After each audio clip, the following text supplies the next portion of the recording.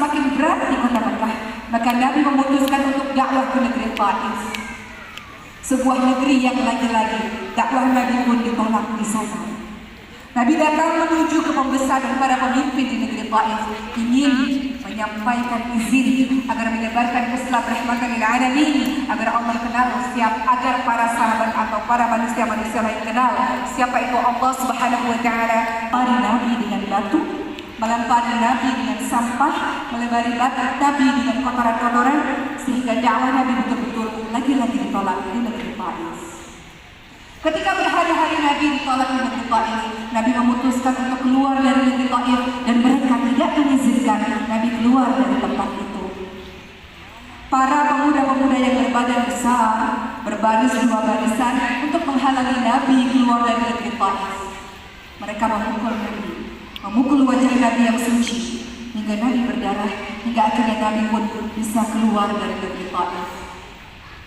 Nabi Muhammad SAW mengangkat tangannya berdoa kepada Allah Subhanahu wa taala, mengadukan kelemahannya sebagai orang biasa, seorang manusia, hambanya Allah yang merasa susah sekali dalam dakwah. Seorang hamba biasa mengadu kepada Tuhannya tentang kesedihannya, tentang kesusahannya, tentang kelemahannya. Nabi berkata, wahai Allah, kepada siapa lagi aku ini akan kau serahkan ya Allah? Dakwah ini ditolak di mana-mana. Kepada orang yang membenciku kah, atau kepada orang yang menolak aku kah, atau kepada siapa ya Allah? Namun asalkan kau ridha kepadaku ya Allah, maka akan aku teruskan melanjutkan dakwah ini. Nabi Muhammad SAW kawan-kawan sekalian kembali didatangi oleh malaikat, dan malaikat meminta agar Nabi mengangkat tangannya untuk mendoakan orang-orang Taif agar segera diazab oleh Allah Subhanahu wa taala. Namun Nabi yang penuh kasih dan penuh sayang di hatinya justru mendoakan orang-orang Taif. Orang-orang Taif, orang-orang yang tidak tahu. Nabi berharap agar kelak ada anak keturunan dari orang-orang Taif yang menyembah Allah Subhanahu wa taala. Nabi mengajarkan kepada kita hati yang lembut, hati yang penuh maaf. Dan kemudian dari kelemah lembutan dan pemaafan Nabi itulah pada akhirnya orang-orang di negeri Taif menjadi orang-orang yang menyembah Allah Subhanahu wa taala. Kisah ini terus berjalan, sahabat-sahabat semua. Nabi pindah, berhijrah menuju ke Madinah dan kemudian menyebarkan ajaran Islam di kota Madinah. Tidak mudah menyebarkan Islam rahmatan lil alamin kepada seluruh orang hingga Islam itu sampai kepada kita. Nabi harus pergi jauh meninggalkan tanah airnya. Nabi memandang kota Mekah dengan penuh pandangan kesedihan, sedih meninggalkan tempat kelahirannya, sedih meninggalkan sanak saudaranya demi menyebarkan Islam di sebuah tempat yang menerima Nabi, yakni kota Madinah. Di kota Madinah Al-Munawwarah, kota yang bercahaya, Islam mulai berkembang. Berbagai macam peperangan demi peperangan agar Islam sampai kepada banyak orang dilakukan. Sampailah pada saat peristiwa Fathu Mekah di tahun 8 Hijrah. Setelah semua kesulitan, semua pengorbanan, berbagai macam darah yang dilakukan Nabi, akhirnya alhamdulillah masanya pembebasan kota Mekah. Pada saat itu ratusan ribu para sahabat Nabi beramai-ramai datang menuju kota Mekah dari Madinah untuk menghancurkan seluruh berhala-berhala, dan di saat itulah semua orang memasuki agama Allah Subhanahu wa taala. Setelah peristiwa 8 Hijrah, masuklah kepada kita akan detik-detik wafatnya Nabi Muhammad sallallahu alaihi wasallam. Pada Haji Wada, Nabi Muhammad berpesan kepada seluruh sahabat-sahabatnya, kalau engkau ingin selamat, maka jangan pernah jauh berpegang teguh kepada Quran dan sunnah Nabi Muhammad sallallahu alaihi wasallam yang di masa sekarang banyak kita meninggalkan hal itu. Berapa banyak Al-Quran telah engkau baca, atau telah engkau dengarkan, atau bahkan tak engkau baca, atau engkau baca pada saat bulan suci Ramadan saja. Betapa banyak ayat-ayat suci Al-Quran yang terdengar di telingamu, namun engkau menyepelekan begitu saja, engkau tidak mengindahkannya. Nabi mengingatkan kepada kita semua, engkau ingin selamat, engkau ingin menjalankan kehidupan ini dengan baik, tidak boleh jauh-jauh. Seorang muslim memiliki kekuatan kalau dia berpegang teguh kepada Al-Quran dan sunnah Nabi Muhammad sallallahu alaihi wasallam. Ketika detik-detik wafatnya Nabi, para sahabat-sahabat sekalian, Nabi terbaring di pelukan Siti Aisyah radhiyallahu anha. Nabi dalam keadaan sakit dan dalam keadaan yang payah. Nabi Muhammad SAW berpesan kepada para sahabat untuk senantiasa menjaga sholat setiap saat, dan Nabi berpesan agar kalian semua menjaga, melindungi orang-orang yang lemah di antara kalian. Nabi ingin berpesan kepada kita semua, jaga hubunganmu dengan Allah Subhanahu wa Ta'ala dan jaga hubunganmu dengan sesama manusia. Maka Nabi terus berdoa kepada Allah Subhanahu wa Ta'ala agar Allah mengampuni dosa-dosa beliau. Nabi tak berdosa. Beliau adalah orang yang dijaga oleh Allah Subhanahu wa Ta'ala dan dijamin masuk syurga. Namun Nabi terus meminta ampun kepada Allah Subhanahu wa Ta'ala. Ya Allah, ampuni aku ya Allah. Ya Allah, berikan rahmat kepadaku ya Allah. Ya Allah, masukkanlah aku ke dalam syurga ya Allah. Sampai beliau menghembuskan nafas terakhirnya. Nabi yang dijamin masuk syurga masih terus bertaubat kepada Allah Subhanahu wa Ta'ala. Apalagi dengan kita, para pendosa ini, ahli maksiat ini, banyak buat salahnya ini, banyak buat zalimnya ini. Namun terkadang masih jarang di lisan kita untuk beristighfar kepada Allah Subhanahu wa Ta'ala. Ketika wafatnya Nabi, seluruh Madinah dalam keadaan gelap dan kelam. Semua orang tidak menyangka bahwa Nabi pergi secepat ini. Semua orang tidak pernah menyangka bahwa Nabi meninggalkan mereka selama-lamanya. Dan mereka pun baru menyadari bahwa ajaran Islam telah sempurna.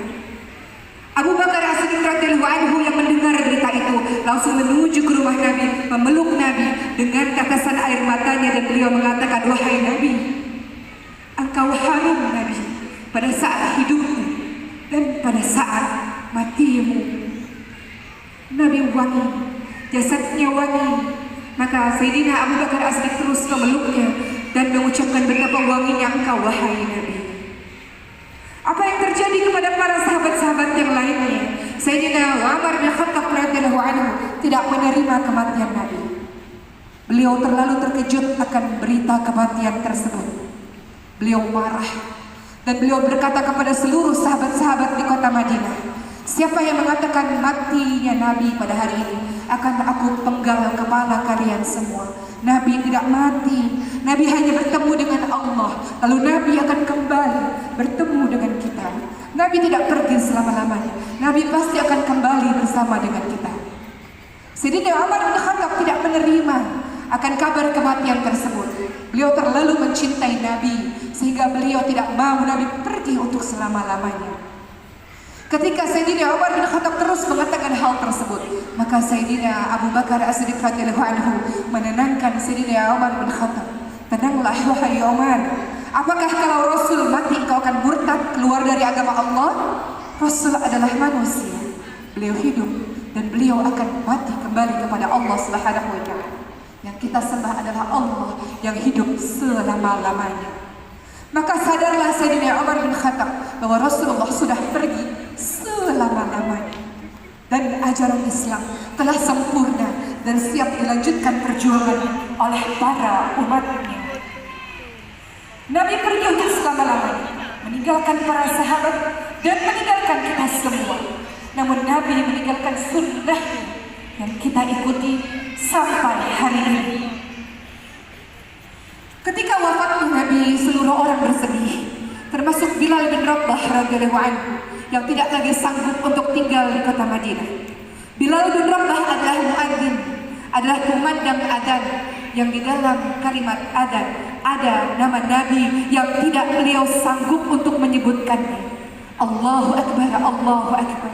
Asyhadu an la ilaha illallah wa asyhadu anna Muhammad Rasulullah. Beliau tidak sanggup mengucapkannya. Beliau pergi jauh dari kota Madinah, karena setiap sudut kota Madinah menghadirkan wajah Nabi di setiap sudutnya. Lama, berbulan-bulan Bilal bin Rabah pergi meninggalkan Madinah, tidak mau lagi mengingat Nabi, karena setiap kali mengingat Nabi selalu membuatnya sangat bersedih. Di suatu malam, ketika Bilal bin Rabah sudah lama tidak mengumandangkan adzan, ketika Bilal bin Rabah sudah lama tidak berada di Madinah, maka Nabi hadir ke dalam mimpi Bilal bin Rabah. Dan Nabi katakan kepada Bilal bin Rabah, wahai Bilal, Tidak rindukah engkau kepadaku, wahai Bilal? Sudah lama tidak berziarah datang ke kota Madinah. Sudah lama tidak berziarah ke kuburku, wahai Bilal. Tidak rindukah engkau, wahai Bilal, kepadaku? Maka ketika Nabi Muhammad datang ke mimpinya Bilal, sahabat semua, Bilal terbangun dan tidak kuasa lagi. Beliau terus-menerus menangis dan kemudian beliau bersegera menuju ke kota Madinah hanya untuk bersimpuh, mengucapkan salam di depan kubur Nabi, kekasih yang sangat beliau cintai. Beliau datang menuju ke kota Madinah. Sampai di kota Madinah, beliau terus menangis. Dalam setiap sudut kotanya ada wajah Nabi di situ. Dalam setiap sudut kotanya ada bayangan Nabi di situ. Ada kisah Nabi di situ. Sampailah Bilal bin Rabah di depan kubur Nabi dan beliau mengucapkan salam kepada kekasih yang dicintainya. Assalamualaikum ya Rasulullah. Assalamualaikum ya Nabi Allah. Assalamualaikum ya Habib Allah, kekasih yang sangat aku cintai. Bilal tidak kuasa menahan tangisnya ketika berada di depan kubur Rasulullah SAW yang sebetulnya selama ini beliau rindukan.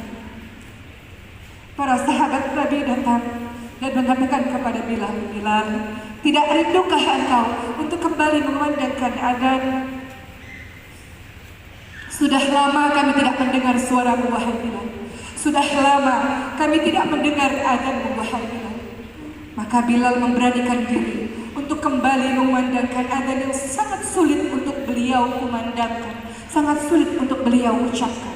Beliau beranikan dirinya dengan kerinduan yang penuh kepada Nabi-Nya, kepada kekasih hatinya. Ketika Bilal mulai mengumandangkan adzan, semua orang yang berada di Madinah terkejut. Beliau merasa, orang-orang merasa, apakah Nabi hidup kembali?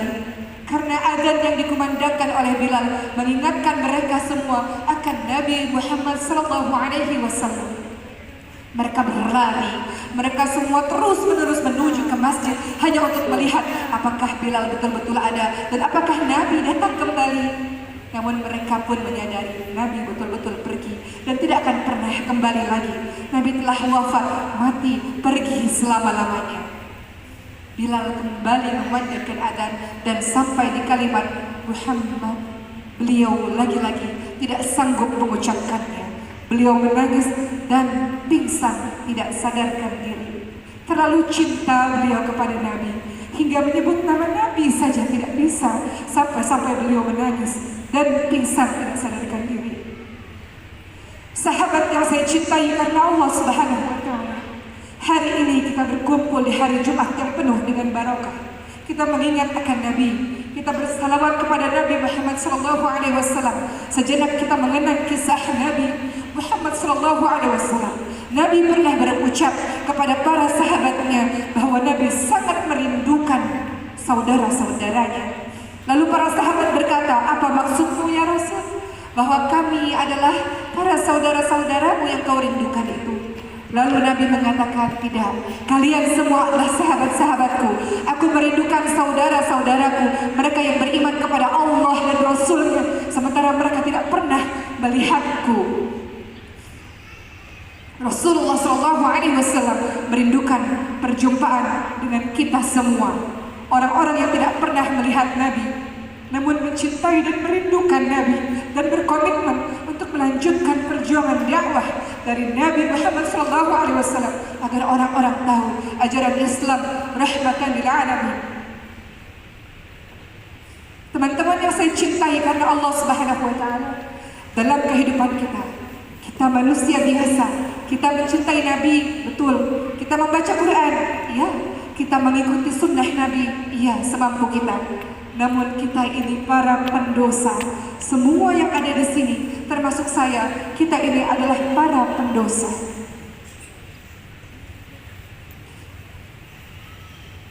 Kita mengaku mencintai Nabi, namun kita berdusta kawan-kawan sekalian. Kita mengaku mencintai Allah, Allah di dalam dada kita, namun kita berdusta teman-teman sekalian. Berapa banyak dosa yang saya dan kalian semua lakukan secara terang-terangan maupun sembunyi-sembunyi di hadapan Allah Subhanahu wa Ta'ala. Semua orang memuji kita, mengatakan, wahai salihahnya dirimu, wahai engkau orang yang salihah, gadis salihah, wahai engkau wanita yang suci. Namun tidak, kita yang paling tahu betapa buruk, betapa kotornya diri ini, betapa banyak dosa yang kita lakukan. Namun Allah Ar-Rahman Ar-Rahim, Allah Maha Pengasih lagi Maha Penyayang, Allah sembunyikan semua dosa-dosa itu di hadapan manusia-manusia lainnya, sehingga saya dan kita semua masih mendapatkan hormat dan sayang dari manusia-manusia lainnya. Betapa banyak dosa yang kita lakukan dengan mata kita. Sudah melihat apa saja dirimu ini, diri saya ini, sudah melihat apa saja wahai mata. Engkau melihat hal-hal yang dibenci, dimurkai oleh Allah Subhanahu wa Ta'ala. Engkau melihat orang lain dengan pandangan dengki, pandangan tidak suka. Kotornya mata ini teman-teman sekalian, banyaknya dosa mata ini. Kalau begitu lebih baik orang-orang yang buta, mata mereka suci, tidak pernah melihat apapun. Mata kita yang melihat ini banyak melihat dosa, melihat maksiat. Mata yang Allah karuniakan, yang Allah berikan kepada kita dengan penuh kasih sayang, kita durhakai Allah dengan melihat dosa-dosa berbagai macam maksiat, atau melihat dengan pandangan benci dan dengki. Mata yang kotor ini, ya Rabb, sucikan mata ini ya Allah. Sucikan mataku ini ya Rabb, mata yang penuh dosa ini ya Allah. Lisan yang Allah berikan kepada saya, kepada kita semua, Allah berikan lisan ini. Allah ajarkan kita pandai berbicara, Allah ajarkan kita Quran. Sudah kita gunakan apa lisan ini? Kau gunakan lisan ini untuk mendurhakai orang tuamu, kau membentak orang tuamu dengan lisan ini, kau berkata-kata jahat dengan lisan ini kepada saudaramu, kepada ibu bapakmu, kepada adikmu, kepada kakakmu, pada saudara-saudaramu yang lain. Ampuni kami ya Rabb. Kau ajarkan lisan ini kami pandai berbicara. Lisan ini jarang berpikir kepadamu ya Allah. Lisan ini jarang menyebut namamu ya Allah. Lisan ini jarang bersalawat kepada nabimu ya Rabb. Apa yang saya dan kita semua lakukan dengan lisan ini? Kita pernah berdusta, kita pernah berbohong, kita pernah memfitnah orang, pernah menghibah, mengata-ngatai orang dengan penuh keburukan dan kebencian. Kita pernah mengadu domba orang lain, kita pernah berkata-kata kasar dan berkata-kata keji. Jahatnya lisan ini ya Rabb, jahatnya diri ini ya Allah, kotornya lisan ini ya Allah. Kami pernah mengucapkan kata-kata kasar kepada ibu bapak kami. Ampuni lisan ini ya Allah, lisan yang kotor ini ya Rabb, diri yang penuh dosa dan penuh salah ini ya Allah. Allah kasih kau akal pikiran, Allah memberikan akal pikiran kepada dirimu. Kau gunakan akal apa? Kau gunakan untuk apa akal pikiran ini? Tak kita gunakan untuk memahami kebesaran Allah, tak kita gunakan untuk memahami semua ayat-ayat Allah. Akal pikiran ini kita gunakan untuk hal-hal yang lain-lain. Kadang-kadang kita suuzon kepada takdir Allah, kadang-kadang kita marah kepada Allah dengan akal pikiran yang bodoh ini. Kita katakan, kenapa ya Allah? Kenapa engkau tidak adil berbuat kepadaku ya Allah? Kenapa engkau tidak adil berbuat ini kepadaku? Kenapa engkau berikan hal ini kepadaku ya Allah? Kenapa engkau uji aku dengan ujian sedahsyat ini ya Allah? Bukankah aku telah salat? Bukankah aku telah membaca Al-Quran? Bukankah aku telah berpuasa? Kenapa engkau takdirkan kesedihan ini kepadaku? Apa dosaku ya Allah? Apakah kita berkata begitu kepada Allah? Apakah kita berkata, apa dosaku ya Allah sehingga engkau berikan ini kepadaku ya Allah? Apa hak kita mengatakan hal itu kepada Allah? Kenapa kita bersuuzon, berpikiran buruk terhadap takdir Allah kepada diri kita? Bahkan Allah Subhanahu wa Ta'ala mengingatkan kepada kita semua, kullu nafsin dha'iqatul maut wa nabluukum bisyarri wal khairi fitnah wa ilaina turja'un. Semua dari kita mati, Allah memang menguji kita, kadang-kadang dengan kebaikan, kadang-kadang dengan kesusahan, kesedihan. Namun kita tidak terima hal itu. Pada saat Allah berikan kita ujian kebahagiaan, kita terima. Pada saat Allah berikan kita ujian kesedihan, kenapa kita tidak terima? Banyak dari kita menyalahkan Allah dan kita katakan, kenapa ya Allah Engkau berikan aku sakit? Kenapa Engkau berikan anakku sakit? Kenapa Engkau berikan orang tuaku sakit? Kenapa ya Allah? Ya Allah, kenapa Engkau berikan aku tak berharta banyak, aku miskin, aku fakir? Kenapa Engkau berikan ujian-ujian begitu berat? Kenapa Engkau ambil orang-orang yang kusayangi? Kenapa dan kenapa? Kenapa Kau harus menanyakan hal itu kepada Allah Subhanahu wa Ta'ala? Kita kadang-kadang berpikir Allah tidak adil kepada kami. Allah tidak adil kepadaku, ya Allah Kau tidak sayang kepadaku. Allah sayang kepada kita semua. Kebodohan kita lah yang kemudian mengatakan Allah tidak sayang kepada kita. Ampuni kami ya Rabb. Ampuni ya Allah. Ampuni ya Allah, yang kadang-kadang tidak menerima takdir yang Kau berikan kepada kami ya Allah. Semua yang Kau berikan adalah baik. Dengan kebodohan kami tidak sanggup dan kami tidak menerima itu terkadang, wahai Allah. Banyak dosa kita teman-teman sekalian. Kita banyak tertawa, terbahak-bahak, banyak tertawa dengan begitu senang dan gembira, lupa untuk menangisi begitu banyak dosa yang kita lakukan, kedurhakaan kita kepada Allah Subhanahu wa Ta'ala. Tangan yang Allah berikan dengan sehat dan bisa bergerak ini, Kau gunakan untuk apa tanganmu? Kau gunakan untuk zalim kepada orang lain. Kau menyentuh kepada hal-hal yang Allah benci. Kau pukul orang lain. Kau bertindak jahat dengan tanganmu. Maka ampuni tangan kami ini ya Rabb. Ampuni kejahatan lisan kami. Kadang-kadang kita mengambil apa-apa yang bukan hak kita. Ampuni ya Rabb. Sucikan tangan ini ya Allah. Kaki yang Allah berikan sehat sehingga engkau semua bisa berjalan. Saya bisa berjalan di bumi Allah ini. Kita gunakan kemana kaki ini? Kau langkahkan kemana kakimu itu? Di atas bumi Allah. Kau gunakan kemana kakimu itu melangkah? Ampuni kaki kami ya Allah, yang banyak dosanya. Sucikan dia ya Allah. Dalam kehidupan kita, sahabat-sahabat yang kita cintai, yang semua kita saling mencintai karena Allah, ada banyak hal yang kita lakukan. Kita sebagai seorang hamba Allah, wa ma khalaqatul jinna wal insa illa liya'budun. Dan tidaklah aku menciptakan jin dan manusia kecuali untuk beribadah kepada Allah Subhanahu wa Ta'ala. Dalam salat kau pun juga mengatakan, inna salati wa nusuki wa mahyaya wa mamati lillahi rabbil alamin. Sesungguhnya salatku, ibadahku, hidupku ya Rabb, matiku ya Allah, hanya untukmu ya Allah. Namun kita lagi-lagi berdusta teman-teman semua. Banyak dusta dan kebohongan yang kita lakukan kepada Allah. Banyak janji yang kita tidak tepati kepada Allah Subhanahu wa Ta'ala. Ruh kita berjanji kepada Allah, ya Allah, benar Engkau ini Tuhan kami ya Allah. Namun ketika Allah hidupkan kita di muka bumi ini, kita tidak begitu. Tidak apa-apa Allah, tidak segalanya bersandar kepada Allah, tidak hidup matinya karena Allah, tidak, kita berdusta teman-teman sekalian. Bolehlah kalau kita jujur dalam hati kita, kita banyak dustanya kepada Allah. Berapa jam kau habiskan untuk mengingat Allah? Berapa jam? Dalam waktu 24 jam yang telah memberikan kita semuanya.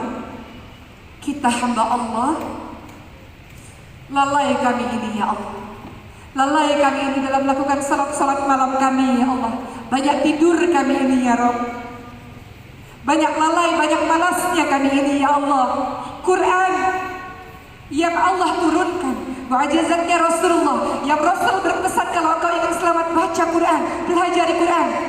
Sudah sampai mana interaksimu, persahabatanmu dengan Quran? Berapa banyak ayat-ayat yang sudah kau baca atau bahkan kau lupakan? Al-Quran tidak meninggalkanmu, kau yang meninggalkan Al-Quran. Ya Rabb, kami adalah hambamu yang malas, terlalu banyak bicara kosong, bicara yang tiada gunanya, dan tidak terlalu betul-betul mendalami ajaran agama kami melalui Al-Quran. Kami ini yang lisannya masih tak fasih dalam membaca ayat suci Al-Quran. Kami ini negara yang majority Muslim, namun banyak di antara kami yang belum betul-betul fasih dalam membaca ayat-ayatmu. Ampuni kami ya Rabb. Ampuni kesalahan kami ya Rabb. Lisan yang kau ajarkan ini pandai ya Allah untuk berbicara, tak kami gunakan untuk betul-betul belajar ayat-ayatmu ya Allah. Ampuni kami ya Allah. Kamu ini muslim, dengan lisan kami tak betul-betul mempelajari ayat-ayat Quran. Ampuni kami ya Allah. Kami ini tak betul-betul mengajarkan orang-orang di rumah, anak-anak kami, adik-adik kami dengan Quran. Ampuni kami ya Rabb. Apa gunanya diri ini? Banyak lalainya kita ini teman-teman sekalian. Banyak lalainya saya ini teman-teman semua.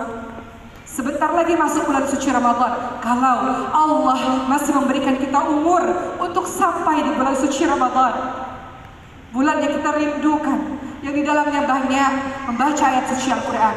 Semoga Allah mudahkan kita semua untuk terus istiqamah, menjadi orang-orang baik, menjadi orang-orang yang taat kepadanya. Ya Allah, tidak hanya diri ini sebagai seorang hamba Allah yang lalai, yang kita minta setiap saat agar Allah bantu kita untuk menjalankan setiap ibadah yang kita lakukan. Di sisi lain, kita juga seorang anak untuk kedua orang tua kita. Apa yang kau lakukan kepada kedua orang tuamu teman-teman sekalian? Apa yang sudah kau lakukan kepada ibumu, kepada ayahmu? Apa yang sudah kau lakukan selama ini? Banyak-banyaklah menangis dan meminta ampun, meminta maaf kepada kedua orang tua yang pernah kau sakiti dengan lisanmu maupun dengan perbuatanmu. Ada orang tua kita yang sampai hari ini Allah berikan usia, alhamdulillah, panjangkanlah usia mereka ya Allah, berkahi hidup mereka wahai Allah, jadikanlah kami anak yang bisa berbakti di sisa-sisa usianya ya Allah. Kita ini kadang-kadang kasar teman-teman semua. Kita ini kadang-kadang membentak kedua orang tua kita. Engkau ini siapa? Tanpa orang tuamu kau ini siapa? Mereka yang mengajarkanmu berjalan, mengajarkanmu pandai berbicara, bersama denganmu sejak kau kecil. Lalu, sanggupkah engkau mengatakan hal-hal buruk kepada dirinya? Engkau melawannya? Engkau mengatakan hal-hal yang membuat hatinya terluka? Engkau melakukan perbuatan-perbuatan yang membuat dia menangis? Cukup. Fala taqul lahuma uff wa la tanharhuma wa qul lahuma qawlan karima. Sudah cukup. Sampai kapan mau menyakiti hati orang tua terus-menerus? Mereka tidak selamanya hidup kawan-kawan sekalian. Allah katakan jangan kau berkata kepada kedua orang tua. Jangan sekali-kali kau membentaknya. Orang yang telah membuat kau hadir di muka bumi ini. Datang kepada kedua orang tua. Minta maaf betul-betul. Bersimpuh di kakinya. Minta ampun kepadanya atas semua dosa dan kesalahan yang kita lakukan kepada dirinya. Orang tua kita hidup tak lama teman-teman semua. Sebentar lagi mereka kembali kepada Allah Subhanahu wa Ta'ala. Hanya menunggu waktu saja. Tidak ada masa.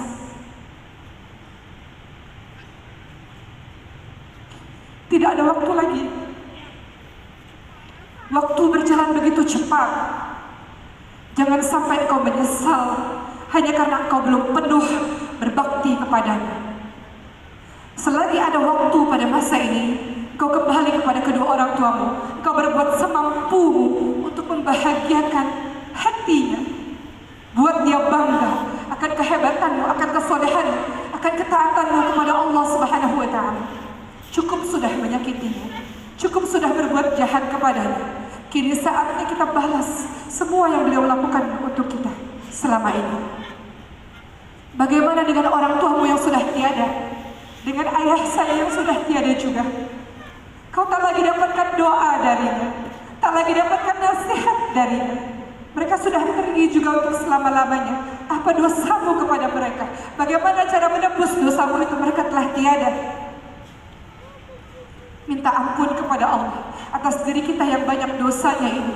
Bertaubat kepada Allah atas diri kita seorang anak yang durhaka, yang melawan orang tua kita. Orang tuamu yang telah tiada, mereka tetap memerlukan diri. Apa yang mereka perlukan? Mereka perlu istighfarmu untuknya. Orang tua berkata, ya Allah, kenapa aku naik derajat surga berikutnya? Kenapa naik lagi ya Allah? Kenapa naik lagi? Allah menjawab, disebabkan istighfar anak-anakmu kepadamu. Anak-anak yang terus bertaubat dan terus meminta ampun untuk kedua orang tuanya. Itu yang mereka butuhkan, itu yang mereka perlukan. Masih kurang selama ini istighfarmu untuk orang tuamu. Masih kurang doamu, doa saya untuk kedua orang tua kita. Terlalu sibuk kita sahabat-sahabat sekalian dengan perkara-perkara dunia. Kurang doanya, kurang istighfarnya, kurang minta ampun kepada kedua orang tua. Sudahlah banyak dosa di dunia, sampai beliau pergi masih kurang pula doanya. Betapa tidak baiknya kita ini teman-teman sekalian. Kita katakan mau berbakti kepadanya sampai beliau tutup usia, sampai mata beliau terpejam, kurang juga doa kita untuknya. Rasul ingatkan, kalau kau ingin berbakti kepada orang tuamu yang telah tiada, kau tak bisa melakukan apa-apa selain banyak beristighfar untuknya. Setiap kali mengingatnya, beristighfar untuknya. Rabbil firli wali walidayya warhamhuma kama rabbayani shaghira, doa untuknya. Perbanyak doa untuknya. Itu bukti kau benar-benar mencintai. Kau benar-benar sangat mencintai. Kalau kau terus mendoakannya, beristighfar untuknya setiap saat untuk menebus rasa menyesal yang selama ketika beliau hidup kita belum betul-betul berbakti kepadanya. Rasul ingatkan, kalau kau ingin juga berbakti kepada kedua orang tuamu, jalin hubungan silaturahmi dengan orang-orang yang beliau cintai. Ziarah ke kuburnya, agar sekadar mengingatkanmu bahwa kau pun akan kembali menuju kepada Allah bersama-sama juga seperti dengan orang tuamu. Banyak dosa kita teman-teman sekalian. Engkau ini hebat karena siapa? Karena doa orang tuamu. Engkau ini menjadi orang yang luar biasa karena siapa? Karena orang tuamu yang bersama dengan dirimu di waktu engkau kecil. Minta kepada Allah, diri yang penuh dosa ini semoga bisa jadi anak yang berbakti untuk kedua orang tua kita. Selanjutnya,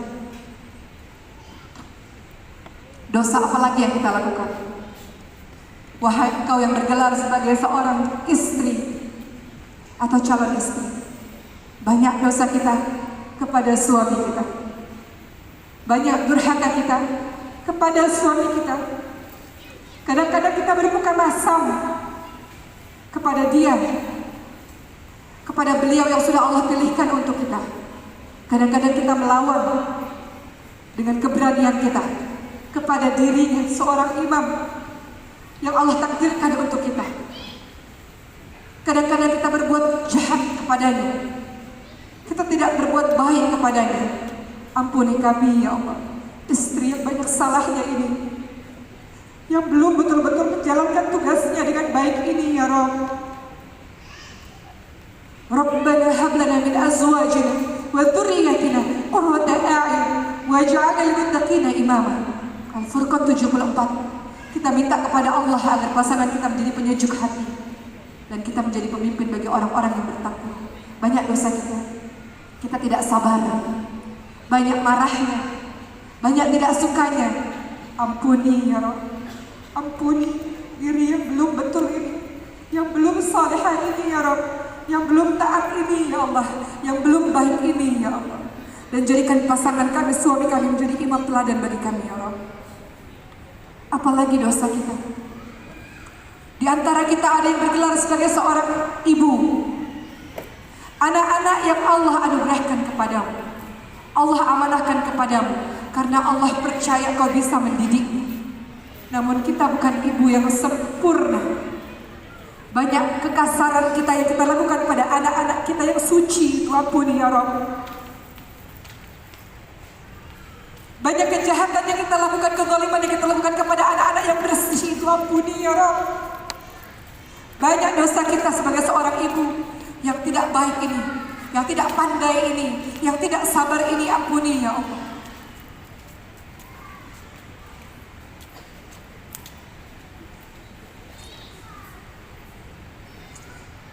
Allah berikan di antara kita anak-anak dalam kehidupan kita di saat banyak orang lain yang belum mendapatkan anak. Lalu kita tidak sabar dalam mendidiknya, tidak sabar dalam membimbingnya, tidak betul-betul mengajaknya mengenal Allah dan Rasulnya. Ampuni ya Allah. Ampuni kami ya Allah.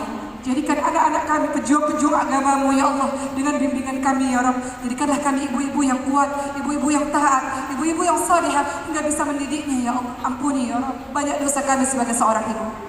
Kadang-kadang kita berkata kasar dengan anak kita, kita cubit, kita pukul anak kita berkata-kata dengan tidak baik kepada anak-anak yang suci itu. Ampuni ya Allah. Banyak dosa kami ya Allah. banyak kesalahan kami ya Allah. Banyak dosa kita teman-teman semua. Di satu sisi, kita ini juga adalah sahabat bagi sahabat kita yang lainnya. Rasul mengingatkan seorang muslim yang baik adalah keberadaanmu membuat orang-orang lain selamat akan kejahatan lisan dan kejahatan tanganmu, kejahatan perbuatanmu. Namun kami tidak begitu ya Allah. Kadang-kadang kami menyakiti hati saudara kami. Ampuni ya Allah. Kadang-kadang kami buka rahasia dia, kami buka aib dia. Ampuni ya Allah. Kadang-kadang lisan kami menyakiti hatinya. Ampuni ya Allah. Jahat kami ini ya Allah. Banyak dosanya kami ini ya Allah.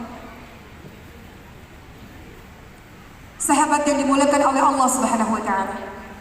Hari ini kita banyak mengingat akan siapa sesungguhnya diri kita. Kita ini kotor. Kita ini banyak zalimnya, banyak jahatnya. Namun Allah Ar-Rahman Ar-Rahim, seberapa jahatnya diri kita, Allah masih tutup kesalahan itu. Allah Maha Pengasih, Allah lagi Maha Penyayang. Allah tidak ingin kejahatan kita itu tersyiar, terdengar oleh orang-orang di luar sana. Maha baik Engkau wahai Allah. Maha baik Engkau wahai Allah kepada kami ya Allah. Engkau terus tutup aib kami, sementara kami terus melakukan dosa demi dosa ya Allah. Maka pada hari ini kami datang kepadamu ya Allah, mau jadi orang yang baik ya Allah. Mau jadi orang yang lebih baik dari hari ke hari ya Allah. Sahabat yang dimuliakan oleh Allah Subhanahu wa taala, jangan kau pernah berpikir bahwa dirimu telah bersih dan suci. Syaitan mengatakan kepada Allah Subhanahu wa taala, dia akan terus senantiasa mengajakmu dari depan, dari belakang, dari kanan dan dari kiri. Terus-menerus mengajakmu untuk melakukan dosa sedikit demi sedikit, sedikit demi sedikit. Tak peduli seberapa panjang hijabmu, tak peduli seberapa soleh dirimu, syaitan akan datang kepadamu. Saya ceritakan sebuah kisah tentang orang yang merasa dirinya soleh, tentang orang yang merasa dirinya adalah ahli ibadah, pun tidak luput, tidak lepas dari gangguan syaitan. Wahai diri yang merasa suci, berhati-hatilah. Seorang ahli ibadah yang sudah puluhan tahun beribadah berpikir, selama ini aku sudah beribadah kepada Allah Subhanahu wa taala. Aku hendak merasakan perbuatan dosa sedikit saja. Bagaimana rasanya? Aku ingin tahu. Bukankah Allah Maha Pengampun yang setelah itu aku bisa meminta ampunan dari Allah dan Allah mengampuniku? Beliau berpikir, apa dosa yang bisa aku lakukan yang setelah itu agar Allah ampuni aku? Dosa minum khamarkah? Dosa berzinakah? Atau dosa membunuh orang? Tentu berzina dan membunuh orang dosa yang besar. Maka aku cuma minum khamar saja. Dia menyepelekan dosa. Hati-hati, menyepelekan dosa membawamu menuju ke dosa-dosa berikutnya. Orang ini mulai minum khamar dan syaitan tidak akan pernah berhenti. Dia mengatakan, minum lagi, terus, jangan berhenti, minum lagi, sampai ahli ibadah ini mabuk. Dalam keadaan mabuk dan tidak sadarkan diri, keluarlah seorang perempuan dan beliau berzina dengan perempuan tersebut dalam keadaan mabuk, tidak sadarkan diri. Keesokan harinya ketika beliau sadar, beliau terkejut. Apa jadinya kalau orang-orang tahu seorang ahli ibadah sepertiku berzina dengan perempuan ini? Maka ahli ibadah tersebut membunuh perempuan itu. Akibat menyepelekan dosa, maka masuklah dia